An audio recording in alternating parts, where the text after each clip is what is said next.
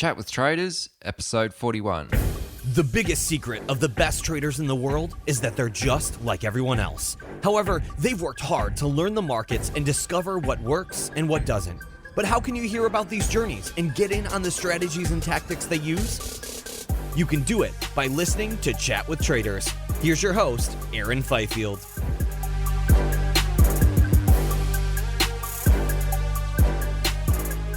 What's up, guys? Hope you're doing really well. Welcome to episode 41 of the Chat with Traders podcast, and thank you very much for listening in. This week, my guest is a discretionary futures trader from London, UK, and his name is Kam Dhadwar. Kam originally started out in 2001. From 2005 onward, he spent a few years trading within a prop firm, and nowadays has reverted to trading independently. During this interview, we discussed the great emphasis Kam places on auction market theory, market profiling, and volume profiling techniques to capitalize on intraday moves. Additionally, we also discussed the importance of believing in your trading plan, the two types of risk, both financial and psychological, and how Kam uses NLP, mindfulness, and meditation practices to continually improve trading performance. Plus, plenty more as well. But developing the right mindset seems to be the underlying theme throughout this episode, and I feel as though you're really going to enjoy this one, so let's just get into it. I'm your host, Aaron Fifield. This is the Chat with Traders podcast, and here is this week's guest, Kam Dhadwar. Kam, welcome to the podcast, buddy. How you doing? Yeah, very well, thank you. Thanks for having me.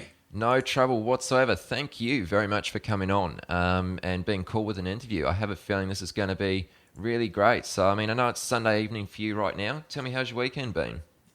Yeah, it's been good. I spent some time with the family, spent some time with the kids. And that's the main thing for me. That's my priority in life right now. Spend as much time as I can with the family and my kids. That's my sort of life right now. So I spent some time with them and enjoyed some days out over the weekend. So we had some good fun. So it's been good. Very cool. Good to hear, man. Well, Kam, I'd like to go right back to your early days in investment banking. So tell me, how did you come into this job? And when did you begin to develop an interest in trading? Yeah, well, when I graduated from university, I started to work in investment banking, but on the trading floor as a desktop support engineer. So I was providing the traders support for their PCs if there was any issues with the software, the hardware, etc. So that's how I got into investment banking, but I wasn't in the the trading industry itself, but I was supporting traders. So I just found it fascinating being on the trading floor on a day-to-day basis, and I just found it was really exciting. So I started to speak with some of the traders there, started to ask them how they got into it, and I just become obsessed with trading, and I just wanted to become a trader. So I started to read some books. One of the first books I read was A Beginner's Guide to Day Trading Online by Tony Turner, and that book sort of taught me some of the basics to get into trading. It was actually recommended to me by a trader there. So I read that. But the interesting thing for me was there was this center point. It was a center point at the end of each chapter, which basically was a motivational quote, but also some paragraphs on trading psychology, self-development. So I really sort of got interested in the fact that, psychology was so important, the mindset, developing the mindset, etc. So that really sort of got me even more interested. I really got sucked into the, developing the right kind of mindset, which really helped me when I actually started trading, because I spent a hell of a lot of time developing the right kind of mindset. And then I actually started to, develop the strategy. Whereas most traders get into trading and they will develop a strategy, try to trade their strategy, and then realize they have to work on their mindset. So, in that sense, I actually had a bit of a head start. And that's how I got started in trading, developing the interest in trading. So back in 2001, I started to trade a demo account for about a year. Then I borrowed £5,000 off my mother, and I said, I'm going to open up an account. I opened a spread betting account, and I started to trade the mini Dow in the evenings after work. And I did that for about a year and a half, and then I just decided to just dive straight in. 2003, it was the summer of 2003. I decided to dive straight into trading. I started to trade futures then, and I was trading full time since summer 2003, and basically I just borrowed some money off my mum. I borrowed £25,000. I was lucky enough to be handed that money and be trusted with it. And in 2005 I got into prop trading. One of my friends which went to school with me. He actually was sort of born into the stock trading world because his dad was a trader. So he went straight onto the London Stock Exchange and then into prop trading. He introduced me to prop trading back in 2005, got me some financial backing. And, that was where the, journey really started. Okay, Cam, that's really good. So let's really zoom in to that journey. So did your role in investment banking, do you believe that it all sort of prepared you for what you were about to experience with trading? Not really. I think it just sort of prepared me in the sense that I knew it was emotion fueled. But the traders in investment banking are not trading, like I am.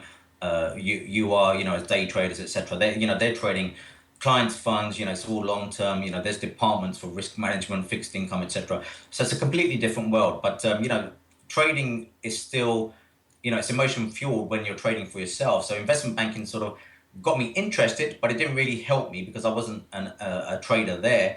I was providing support, but I also knew that I wanted to work for myself and do my own thing. So, in that sense, it just sort of prepared me, to go into a business which I knew was going to be emotion fueled. That's about it. There wasn't really much else I learned from being in the investment banking field, you know. Sure. Okay. So you mentioned that there was a book which really helped you in the early days when you were sort of learning the ropes. Where else were you learning from? Like, what other information were you taking in, and how were you sort of developing your knowledge on trading? Yeah, basically from my job in investment banking, working for the traders, I developed some friends there, and them guys sort of introduced some websites, some online sources. I used to use stockcharts.com. It's still there. They've got a chart school there. So it's lots of detailed information on candlesticks, chart patterns, etc. So I started to really sort of uh, go into the online material that was freely available. So I didn't really read that many books. I just went through the online material that was available. I came across something called stage analysis, which basically broke down all markets into 4 cycles: stage one, stage two, stage three, stage four, which I still use until this day. And then I discovered Fibonacci, and I started to really apply Fibonacci on my charts. I was using eSignal back then. So that's where I really started to get my own thing going with my own sort of technical strategy, if you like. Okay, awesome. Yeah, we're really going to dig into your strategy shortly.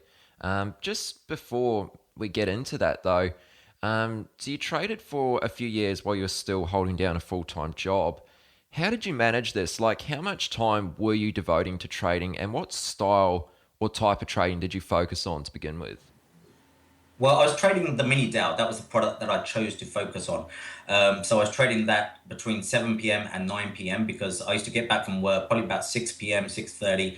So I'd dive straight in. The markets were open in the afternoon in the US, which is our evening here in the UK. So I had that benefit, of course. So I was able to sort of work, hold my job, but also come back in the afternoon. Sorry, the evening. It's an afternoon session for the US market. So I was able to trade the mini Dow. I then quite quickly discovered that I wasn't really going to make that much of an income just trading the mini Dow. So I decided to also start trading spot forex for swing trading, holding a position for days, if not sometimes weeks.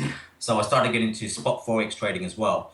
So that's, it's about 2 hours a day I could sort of commit to for day trading.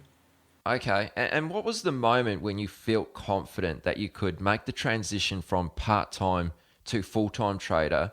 And what advice would you give to any other trader who has a goal of doing the same? Yeah, I was quite lucky in the sense that I was basically living with my mother. I didn't have a mortgage, I didn't have kids, I wasn't married. So in that sense, I didn't really have a hell of a lot to lose. I didn't have a mortgage, I didn't have a house to lose, etc. So, and I also had the benefit of getting some financial backing from my mother.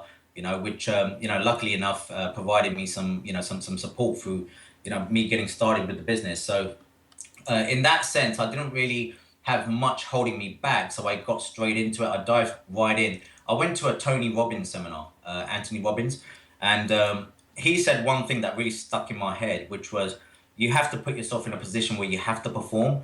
And that really sort of hit home for me because I found when I had a job, I knew I was getting a regular income from that. So I didn't really have to commit fully to my trading because it was more of a sort of sideline thing.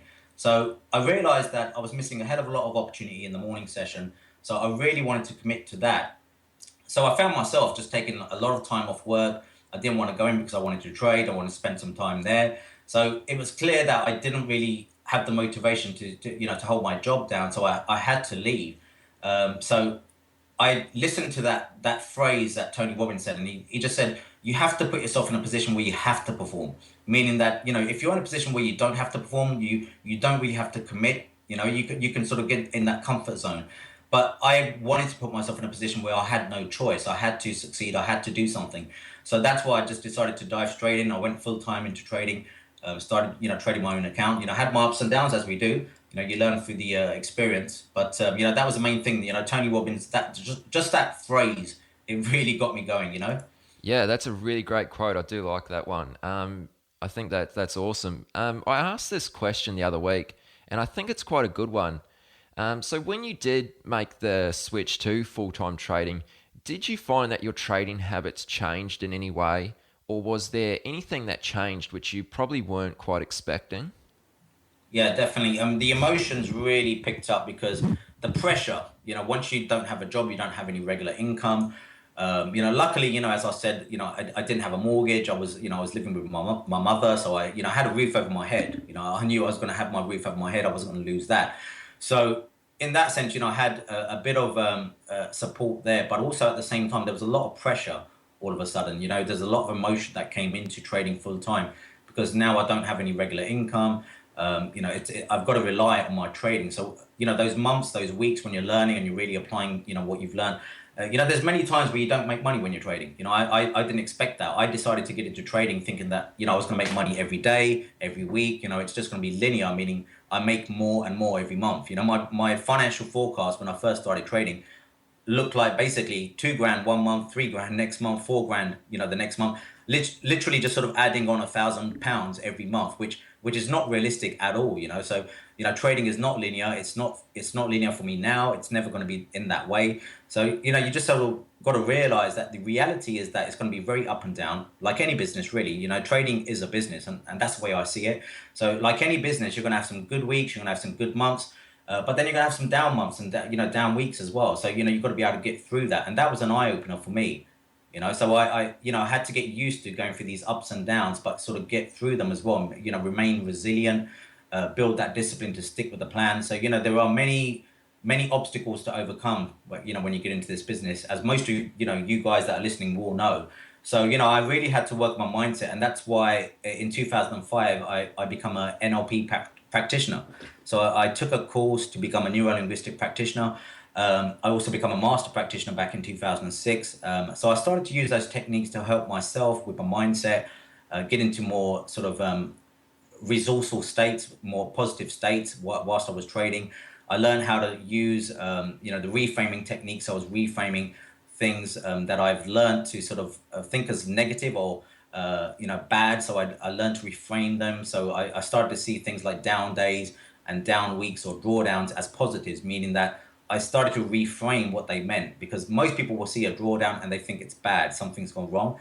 So I learned to reframe that situation, because I also started to see that after a drawdown or a dip in your equity curve, normally, that's when the good run comes. So I started to reframe that. Even now, when I see a dip, if there's a couple of weeks where I'm not making that much money, I know that the good time is, just around the corner, so I have to sort of stick with that. So, I've learned a lot from, NLP, working on my mindset, meditation as well, so. Sure. Okay, and just before we move on there, when you did make that jump from part-time to full-time trading, and you did borrow that money from your mother, were you consistently profitable at that stage, or were you still very much in the struggle zone? You were very much learning how to find your feet.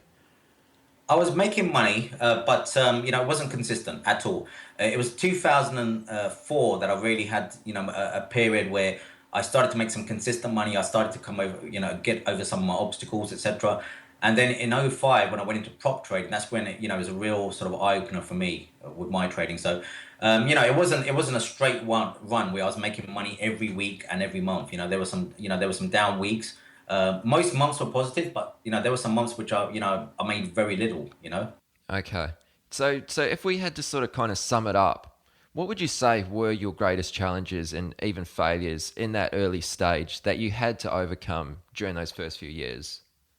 I think it's, just sort of realizing that, there are many parts within us as human beings, and they really, come out when you get into this trading business. So you really have to face your demons.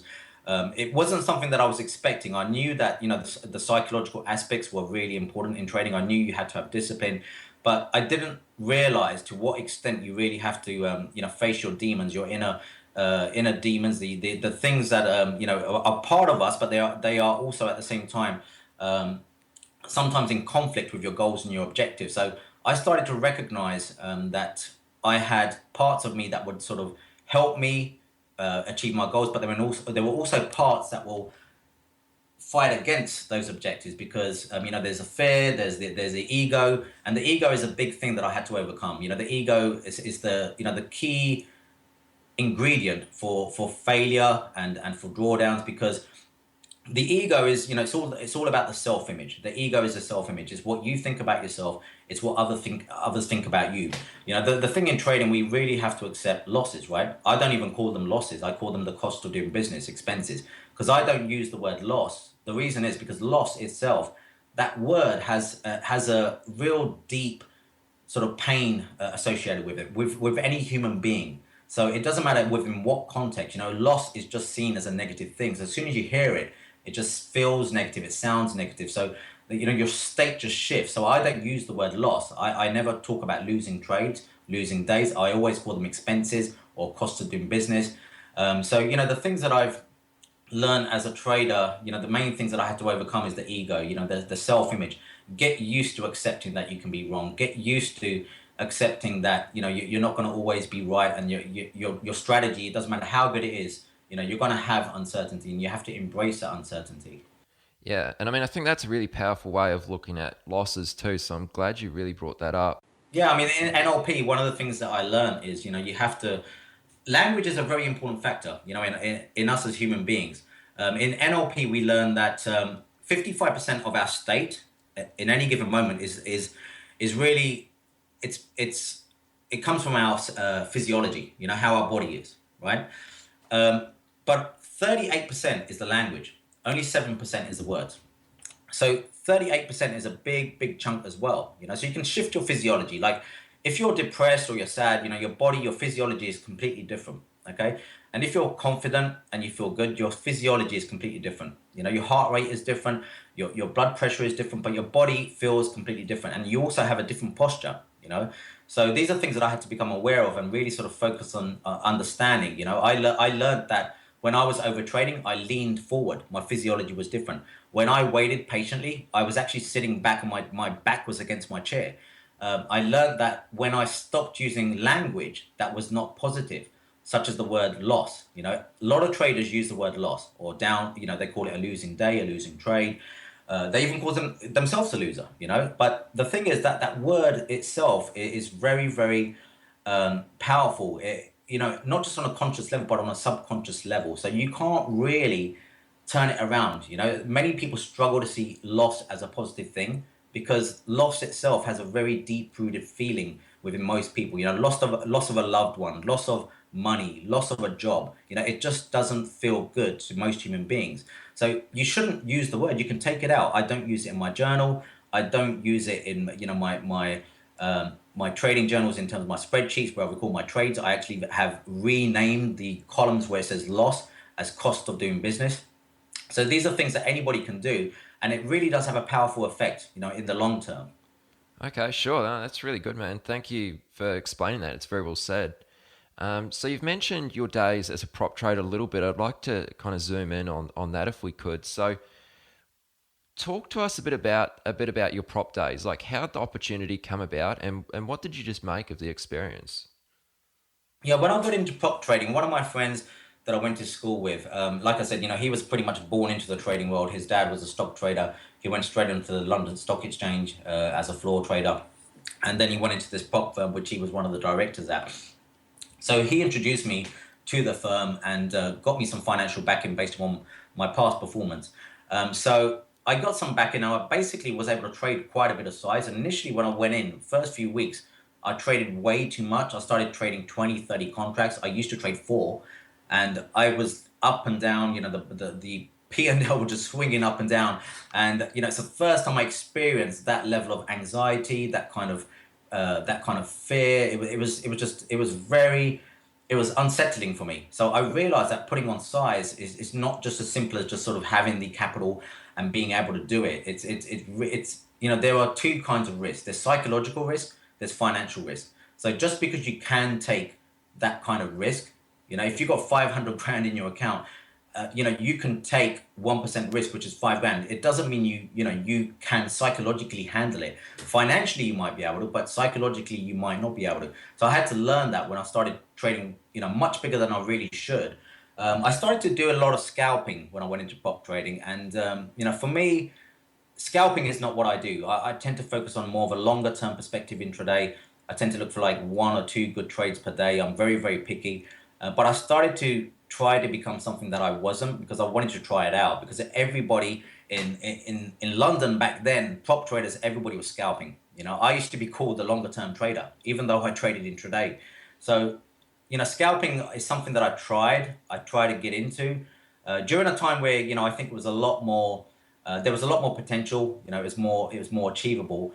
Not to say you can't scalp anymore. It's just not my choice. I think of, what I do is playing football, scalping as playing tennis. They're both sports, but they're two different sports. And this is the thing that I find with traders when I'm coaching them. They try to mix it up. They will listen to a scalper, learn execution from a scalper using order flow, and then yet they're looking for, a 20, 30 tick run based upon a longer term perspective move. And, people start mixing things up because they're listening to like 10, 20 different people. And, it just gets really confusing. And I think people just have to commit to one style. There's a lot of a mix up right now, with the guys that I work with. People are trying to use scalper risk, scalper execution strategy, but try to hold the trades longer. It's not going to work. So, in prop trading, I learned that, there was a lot of traders using profiles. That was when I got introduced to profiles, order flow, reading the DOM. A lot of traders didn't even have charts. They just had, the trading ladders, the DOMs, and they just looked at those and they traded off that all day long. So, I learned quite a lot from being there, but I also learned that I didn't like being in a trading floor environment. I found it very distracting. I didn't like the fact that it was so emotion fueled. I didn't like the fact that people were sort of start swearing, chucking monitors and screens across the room because they, had a losing day or losing trade. So I found it very emotion fueled. So I would sit there with my headphones on. I wanted to go back home. I sat there for 3 years trading there because I wanted to go back home and I wanted to trade from my own office again. So I did that in 2008. But prop trading taught me a lot about myself. I learned that I actually don't want to be in that environment, but some people do. I coach some people, they love to be on a floor. They like that competitive environment. They want to be surrounded by other people. I'm very much like, I want to trade. I don't want to be distracted by anyone, So everyone's a little bit different. So I learned that from being there. Okay, so what were some of the main reasons that kept you there for the 3 years? I mean, was it the access to the coaching and the education or the technology? Well, there's not much coaching really. You do have psychological coaches that come in every 2 weeks or so. But in terms of technical training, there really isn't any. I went in as a trader that had a track record and had my own strategy. So I was backed, but I wasn't taught. So I had to learn myself. So there wasn't much training. It was really, it's the financial backing. It's financial backing. The profit splits. I built up a good profit split. But the thing is, I was paying very, very high desk fees back then. So I was spending a lot paying for these desk fees. You actually do start off down every month because you have to pay your desk fees. It can be anything between £2,000 to £3,000. Now you can probably get away with £1,500 pounds a month.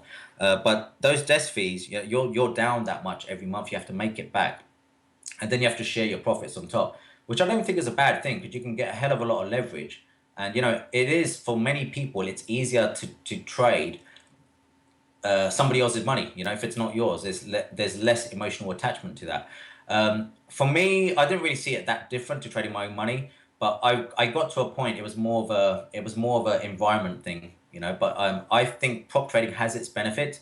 I had the benefit in 2008 to continue to clear through the prop firm. So I got the benefits of, the risk management. So there's still that risk layer. There's a risk management desk. I have a risk limit on my account. I have the technical support, etc. So I had that set up since 2008, and I still have it now. I've actually started to offer this now to independent traders because it's not available typically. Most independent traders go to retail brokers. So I've got a setup now where traders can clear through a prop firm. They get the lower commissions, but they also get that risk monitoring. The risk monitoring is a key thing that keeps traders in prop coming back the next day. Sure, absolutely. Okay, so looking back on what we've covered so far, with the power of hindsight, is there any way that you feel as though you could have avoided some of the difficulties that you went through? Not really. I don't think I really would want to avoid the difficulties because it's. I believe that it's the difficulties, the pain that you have that really makes you grow. So it's very difficult for me to say that I would not want to have experienced those difficulties or think of ways that I would have tried to avoid them, because if I didn't have them, I wouldn't be who I am today. So I think you grow through pain, you grow through discomfort.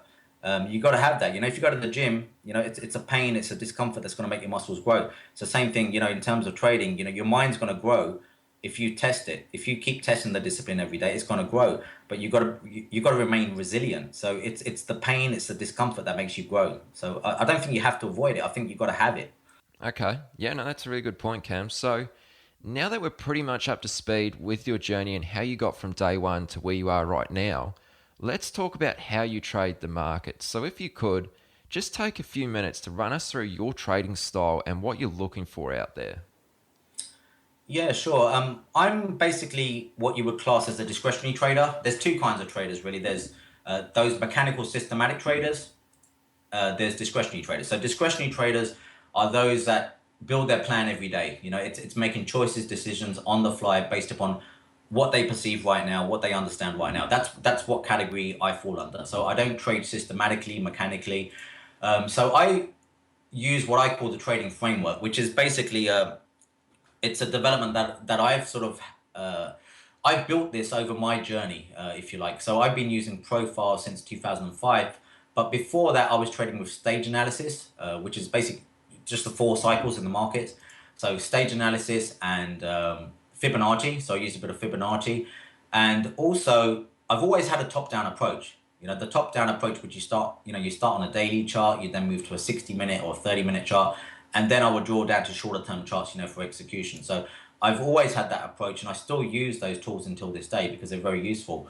So that sort of gave me the foundation to start trading. Then auction market theory, market profile is what I really started to get into. Probably about the same time I went into prop trading. I started to get some interest in the profile and what the potential was back then. So I started to watch the profile every day. I started to see if I can see any patterns. I read Mind Over Markets by Jim Dalton, which is a great book. It's not very practical, but the theory is there. It got me started. I read the book by Stoudemire as well, Stoudemire on the Markets. I read the Chicago Board of Trade Handbook, which is great. If you read the first 2 chapters, that's pretty much all you need to know about auction market theory. That was a game changer for me. The Chicago Board of Trade Handbook, which is freely available now from the CME website. That really, the first 2 chapters of that book just made it really simple to understand auction market theory. It just made a hell of a lot of sense. So from that point, I started to work with the profiles on a day-to-day basis. So I use market profile, volume profiles. I use order flow. I'm very discretionary. I tend to focus on intraday swing position trades, which are the 1 to 2 main sort of trades you get per day, 1 to 2 main moves you get per day. There will be days where I don't take a trade. I will sit there 4 or 5 hours and not take a trade because it doesn't set up. So my plan is very, very specific. It's very clear. The trading framework is basically, it's a combination of auction market theory, stage analysis, and some use of Fibonacci. So I tend to focus on trading value. So the first thing I do is find where value is in the market. It's typically when the market goes sideways. So the market will spend time there, but it will also distribute volume there. So, you've got to keep in mind the purpose of any market for the exchange is to facilitate trade. Okay, it doesn't matter what market it is. That's the purpose of any market, to facilitate trade. It does that best when we find value. Okay, the reason being is because we then have the market finding a fair price, an unfair price, and an unfair price for the buyers and also an unfair price for the sellers. So the market finds value all the time because that's what it's looking for. So if you actually look at a market and you start drawing these profiles around these balance phases, you will notice that the markets are typically balanced and sideways most of the time. And most traders actually focus on trends. The trends are there, but balance and value is also within trends. But you also have trends within balanced and sideways phases. So, it's really a mixture. All the time there's a mixture of balance and trending markets. So, for example, you could have a sideways range over the last 2 months on a daily chart, but intraday you'll have short-term uptrends and downtrends intraday. So, the market's never really sideways or trending in my view. So I basically focus on finding value. Once I find value, I look for opportunities to trade back towards value. Okay, so the trading framework gives me an idea of when I can keep trading towards value and when I have to start looking for the market to move away from value. So that's the thing that typical auction market theory market profile doesn't teach. So I had to sort of find a way to do that for myself in a very structured way. So the trading framework does that. It lets you see ahead of time when you're going to focus on shorts, where you're going to focus on longs, when you have to give up on the shorts or the longs and actually look, for a move in the other direction. So it's very, very structured, but at the same time, it's not mechanical. So I need to structure, but at the same time, I don't want to be fixed. I don't want to be mechanical, right? Does that make sense? Yeah, totally. So just before we go on, what markets are you most active in? My main markets are the Bund, Euro stocks. Sometimes I trade the DAX. So those are products on the Eurex. Sometimes I trade the E-mini S&P. I use the mini Dow and Nasdaq really for confluence, but I don't trade them anymore. Okay, sure. So, I've heard you speak in the past, and you speak a lot about having context of where the price is. Would you like to expand on this for us? Yeah, context really, for me, I can't do business without understanding context.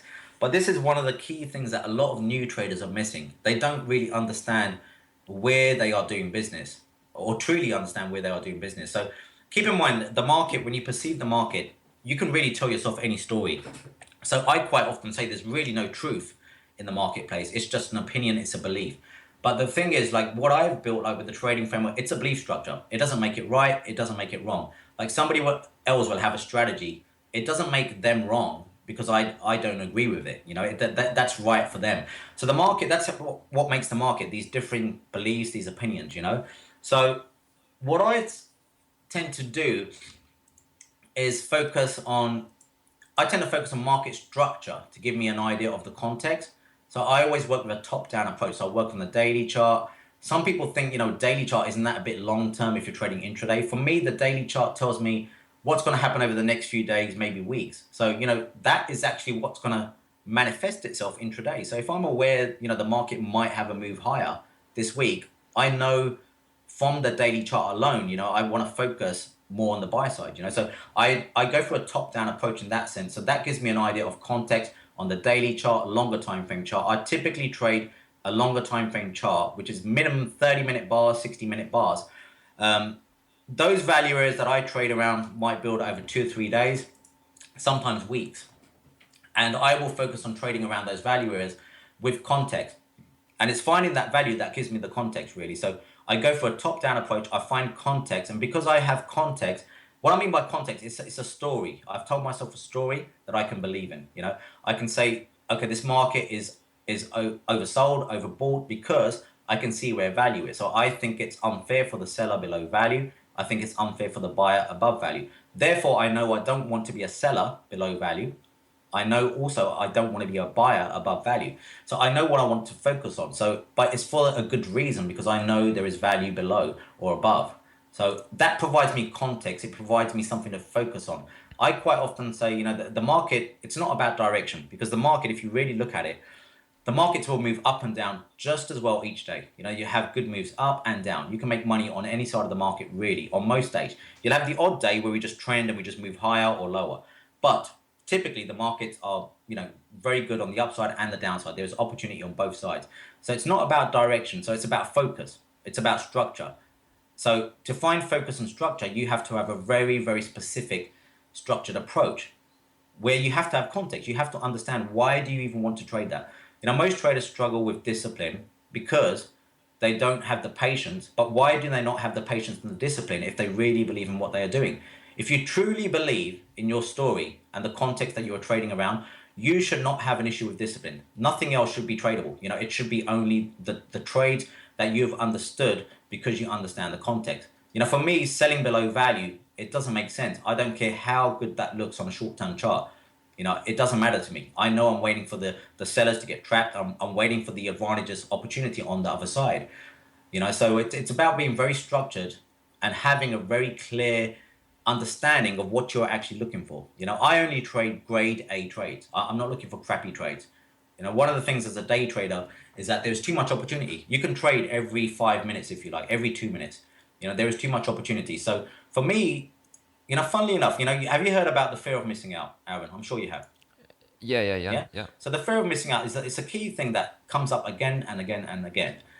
And I say, why have you got a fear of missing out? Because I love missing trades, and I'll tell you why.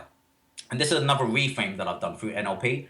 I love missing trades. The reason is because a lot of the trades are crap. They're not good. They're not good trades. They're shit trades. Okay, I'm only looking for good trades. So why should I be concerned about missing trades that have nothing to do with my plan? I'm always missing trades. And actually, the better I get at missing trades, the better I'm going to get at actually finding the good trades. So it's not about missing trades because you've got to miss them all the time. Does that make sense? Yeah. So you mentioned something in there which I'm actually keen to bring up with you, and that's believing in the plan and believing in what you're trading. And it's something you talk about quite a lot, which of course, it makes perfect sense. But I can see how it would also be very difficult for a trader who has limited experience to do this. So what would you suggest to someone in this scenario who has limited experience, who doesn't really have any real reason to believe in what they're doing yet? Yeah, I understand that, because with experience, you can sort of believe in what is actually sort of manifested over time. So I really believe in my trading opportunities because I've seen them play out so many times. So, of course, I started off without any experience as well. Everybody does. But at the same time, there's nothing better than real-time experience and real-time spent in the marketplace actually trading, to build belief and confidence. That's just the same, with any business, any sport. If you're an athlete, if you've never played the sport before, you're not going to have a lot of confidence in your ability. So, trading is no different. If you haven't traded a lot, you can't expect to have a lot of confidence in your skills, your ability, because you haven't proven it to yourself. So that is something that a lot of traders are going to struggle with. And that's why they become mindless. They take trades they shouldn't be taking. They lose sight of what they're trying to achieve because they really don't have that experience behind them. So what you have to do, and this is what I did. That's why I started with stage analysis. I needed a story. I needed something to guide me. I needed something to believe in. I needed to be able to put the market into context. The context is key. So you need a story, but at the same time, initially when you read that story, you might not believe it. When I first went into auction market theory, I had to learn and believe without experience in the fact that most of the time we're going to find buyers below value. If we have a nice distribution on the profile where we found value, we're trading around it, we should find the buyers below value most of the time, not all the time, and the sellers above value. But I have to believe in that without experience. Okay, so it has to firstly make sense. It has to make sense. Whatever you're going to do, it has to make sense. So for me, like trading auction market theory, stage analysis, it's a common sense approach. I can look at it. It's broken down into layman's terms. It makes sense. Like trading around value just makes sense in everyday living. You buy when something is at a lower price. You want to sell it at a higher price. It's just common sense. That's what we do every day. So have something that makes sense to you and you can believe in without experience. That's key. So you have to commit yourself firstly to an approach that you believe in just because it makes sense. So if it doesn't make sense, it's going to be very difficult. Yeah, I think that's a good way to say it. Yeah, no, that's good. So yeah, you need a story behind the marketplace. So you want to approach with some kind of story that you can believe in. This is the issue for mechanical systematic traders because they have to believe in setups or signals. Okay, and a setup and a signal is based upon maybe a back test or an indicator telling you what to do. I struggle with that because I can't trust or believe in a setup or an indicator because it's not coming from me. I got to a point where I actually did sort of look at systematic trading styles, but I would look at a trade and think, well, it's telling me to buy it, but I don't believe in buying this market right now. It doesn't make sense. So it becomes difficult for the human being to commit to systematic mechanical styles because we are quite naturally critical. You know, we will judge the situation. So as a trader trying to trade mechanically, you know, you have to try to become emotionless or, you know, not be a human, but which is very, very difficult, you know. So in discretionary trading, what we have to do is learn to trade based upon our beliefs, our feelings, what we understand. Yeah. Yeah, I think that really highlights the kind of the two different mindsets that are maybe best suited to each approach. Um, so when you say auction theory, you've mentioned a few times throughout the episode. Um, would you mind explaining what this actually refers to? Well, like what does this term refer to? Auction theory. Well, in its most basic sense, the way that I've understood auction market theory, basically, it looks at any market as an auction. So just like you know, you go to a car auction, a property auction, an art auction. You know, these products are being auctioned. So the price will be advertised higher to see if the buyers are interested. Okay, and if a buyer is interested, we advertise higher again. Yeah. So, but we will keep advertising higher prices until the buyers no longer want to buy those higher prices, right? So that's the auction, you know, process taking place. But it also works on the downside. You know, the market will keep advertising the price at lower prices until the sellers give up, until the sellers say, look, we're not interested in selling this low. So that's the auction process in a nutshell. That's it. It's just about understanding the market is an auction process, and basically price itself is the advertising mechanism. Price itself is the advert. So price itself has to be put into context to really understand if it's a good opportunity. Does that make sense? Yeah, no, that's good. Okay, so more on the discretionary aspect of your trading, like someone who is completely discretionary, how much would you say your success or your trades, your decisions rely on gut feeling and instinct? I think every trade that I take really has some feeling behind it. You know, there are a lot of trades which I have a greater feeling behind. You know, I think of belief and confidence as feelings. You know, I talk about emotional scales, and if you sort of picture in your mind, if you got like a balance scale, okay, and on one side you have fear, doubt, and anxiety, and on the other side you have belief and confidence. Okay, these are the feelings, right? And I always want at least 80% belief and confidence in every trade that I commit to. Okay, meaning that there will be some element of fear, doubt, and anxiety because I'm human. So I'm not trying to pretend I'm not human. And I'm not trying to pretend I'm not going to have fear, anxiety, and doubt because I'm taking risk. I'm going to have anxiety. I'm going to have fear. I'm going to have doubt. I'm risking anywhere up to 5 grand a day. You know, I'm going to have some doubts. I'm going to have some fear. I always say I wake up every day with performance anxiety. It doesn't go away. You know, all this stuff about, you know, working on yourself and becoming emotionless is bullshit. You know, unless you become an alien that is not human, you're always going to have feelings, emotions. You can't do anything without feeling. Okay, you can't. As a human being, everything that you do, every choice decision you make, whilst you might not be consciously aware of it, has feeling behind it because it feels right. It sounds right. You know, because in NLP, we learn about the auditory senses, the kinesthetic senses, right? The visual. It's not just about seeing things, it's about hearing it and feeling it as well. Feeling is absolutely important in every choice decision you make, right? So you can't get away from it. You know, every trade is going to require some kind of feeling behind it.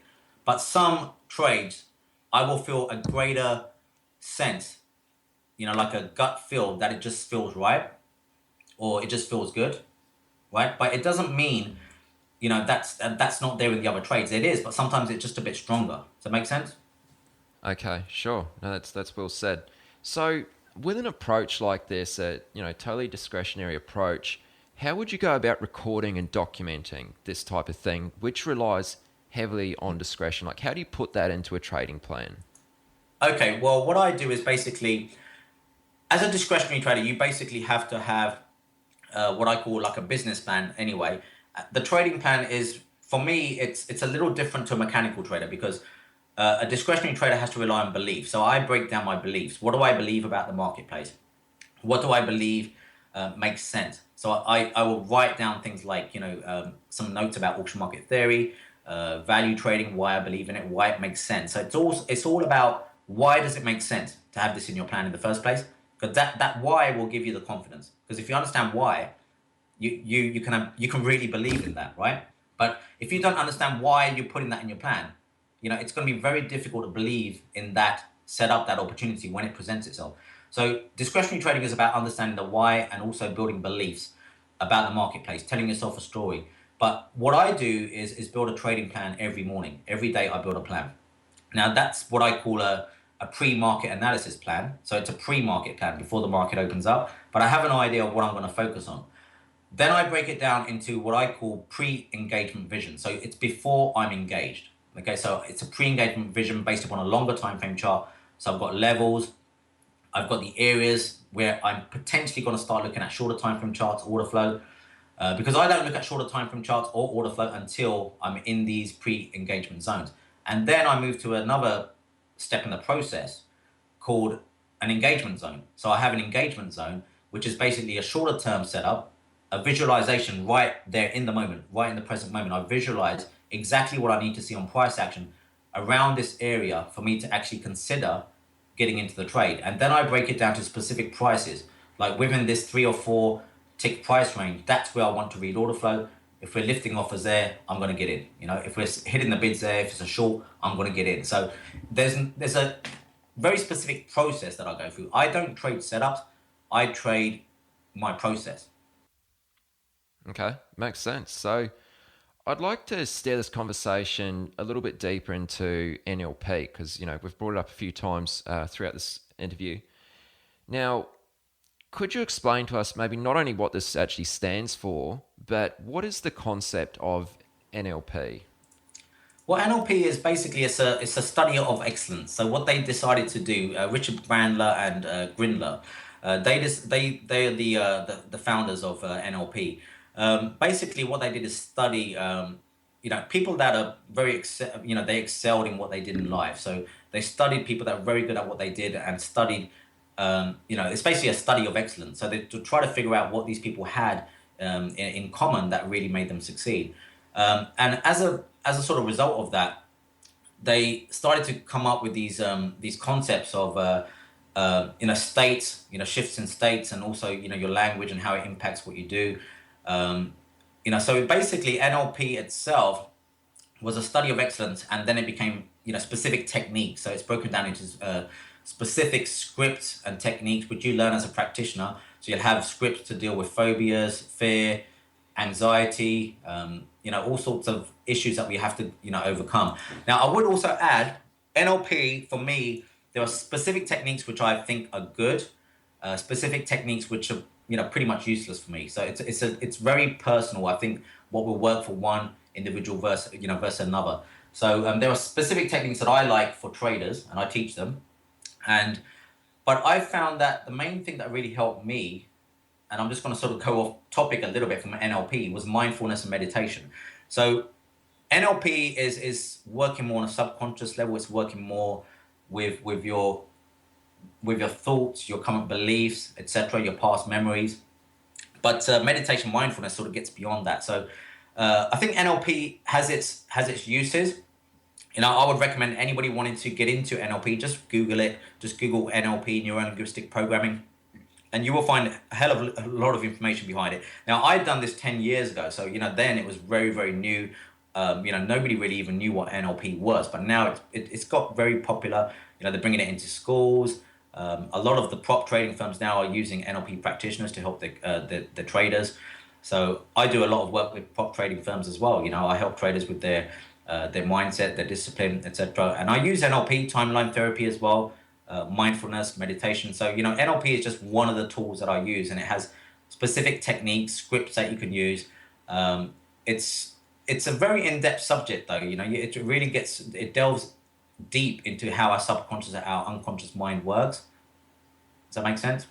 Yeah, okay. No, that's really interesting. So, I mean, the techniques, I mean, you mentioned that some of them have worked for you and some haven't. Would you be able to share with us maybe an example of one that has and how effective that was to your trading results? Yeah, sure. One of my favorite techniques is parts integration.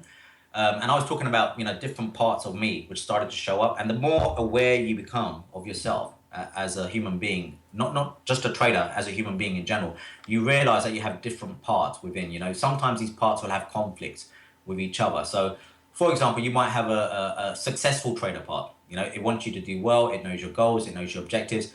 It knows you have to follow your plan, be disciplined.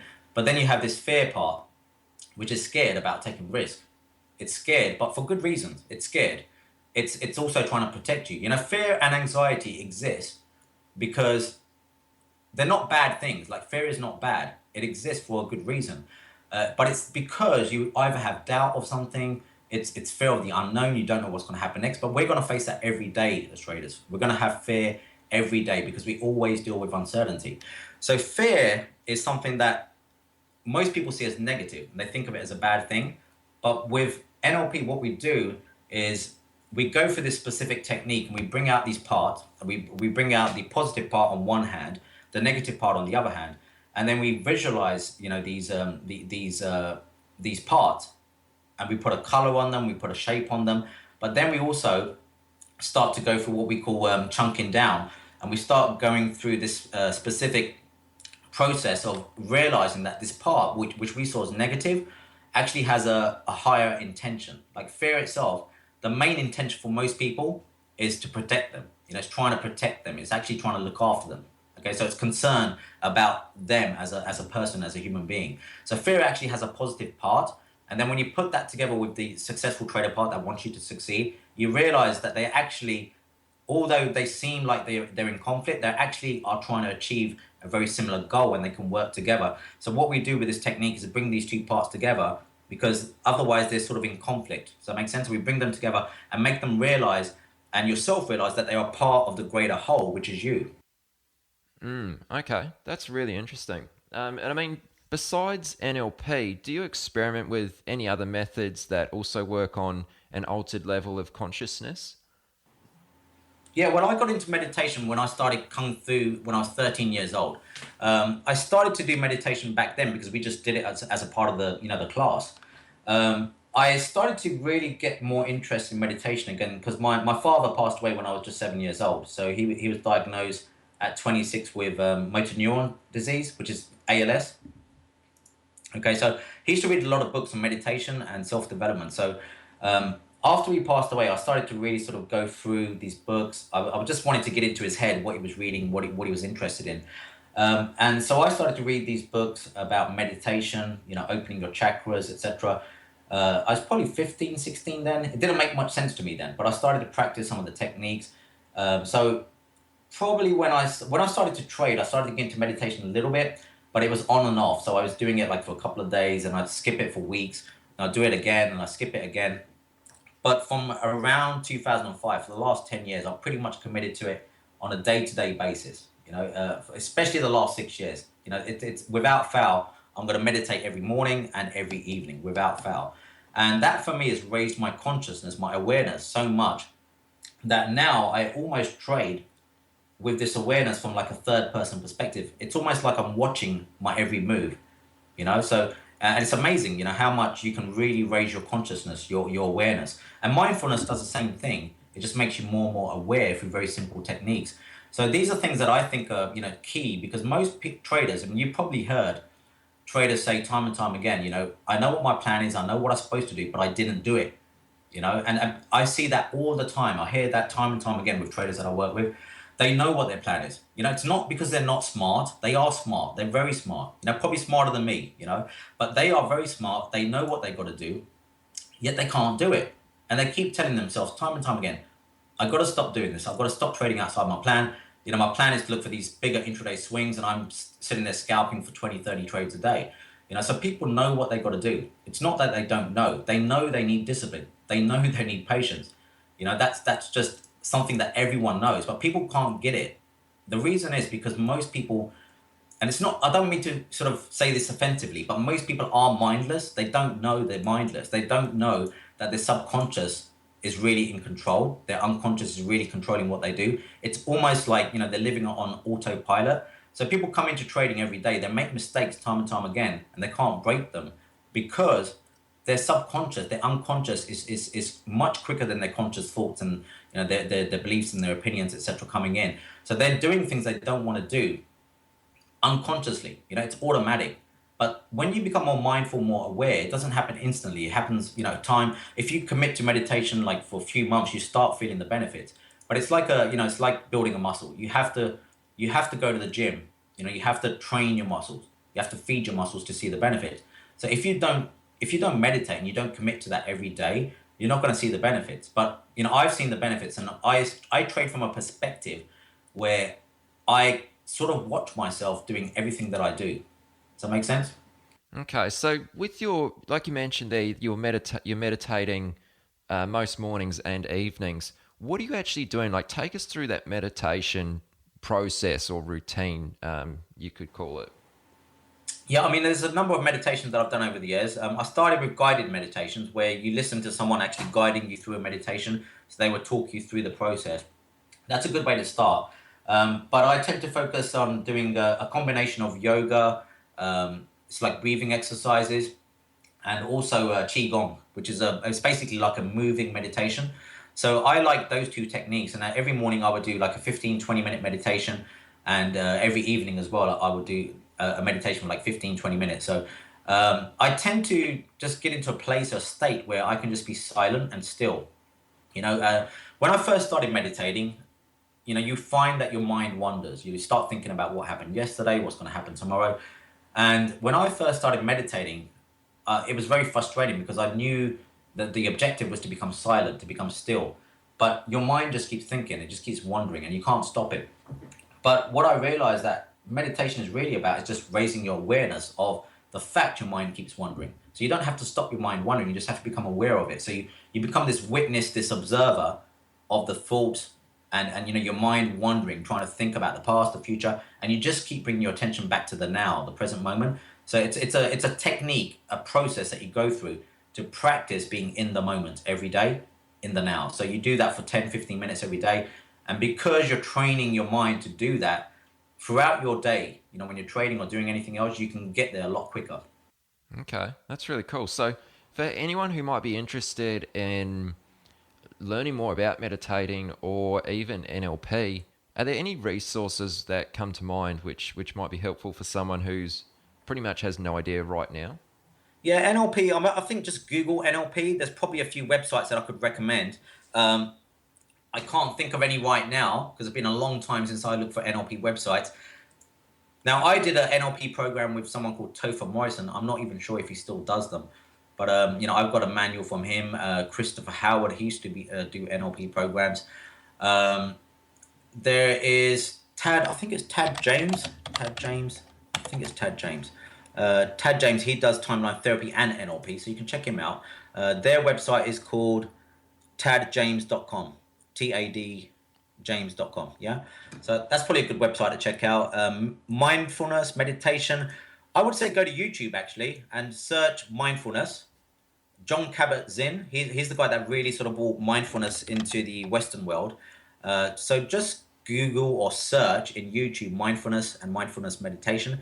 Watch some videos by John Kabat-Zinn if you can. I think he's got some great videos on mindfulness. Sure. Okay. Cool. Well, thanks for sharing those, Cam. Well, this should probably we should probably start winding things down. I've got one more question which I'm pretty keen to ask you, so we'll ask that and then we'll probably wind things down. So, okay, cool.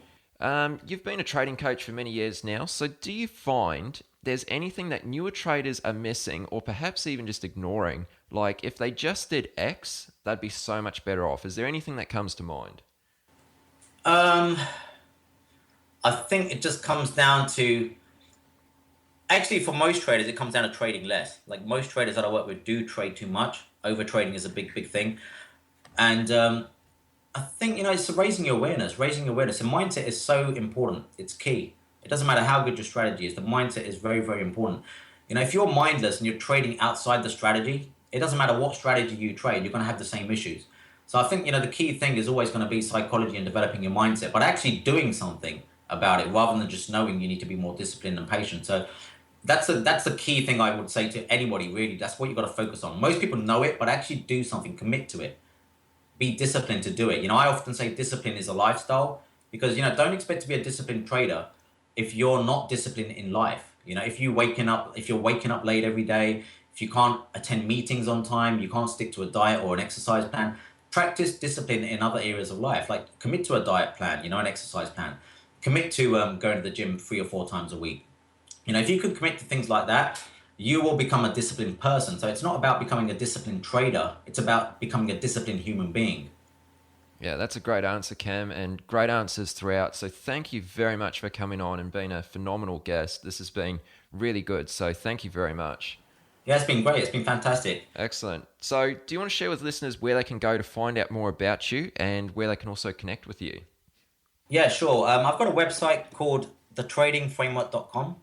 So you can go there, you can find out more about the trading framework itself. There's lots of free videos there under the archive. I post up free pre-market analysis there pretty much every day.